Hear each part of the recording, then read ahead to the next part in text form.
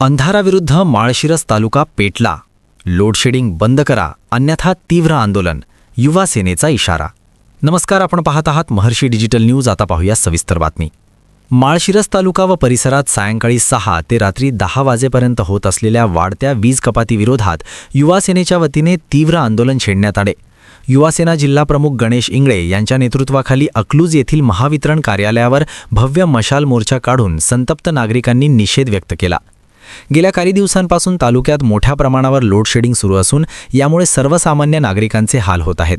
विशेषतः मार्च महिन्यात शालेय व महाविद्यालयीन अंतिम परीक्षा सुरू असताना सायंकाळच्या वेळेत वीज नसल्याने विद्यार्थ्यांना अभ्यास करणे अशक्य होत आहे. याचा थेट परिणाम त्यांच्या निकालावर व भविष्यात होण्याची भीती व्यक्त केली जात आहे.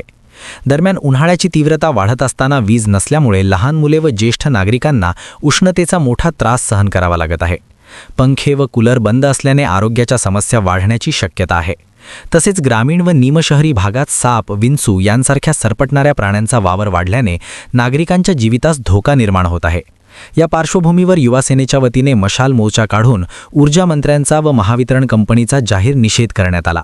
तसेच तात्काळ लोडशेडिंग बंद करून नागरिकांना दिलासा द्यावा, अन्यथा आंदोलन अधिक तीव्र करण्यात येईल असा इशाराही देण्यात आला.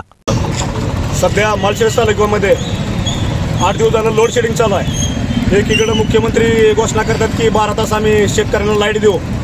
12 तास ते सोडून दे, 8 तास लाईट आहे आता सध्याला त्रिपेजची, आणि त्याच्यामध्ये ते सतत जाते.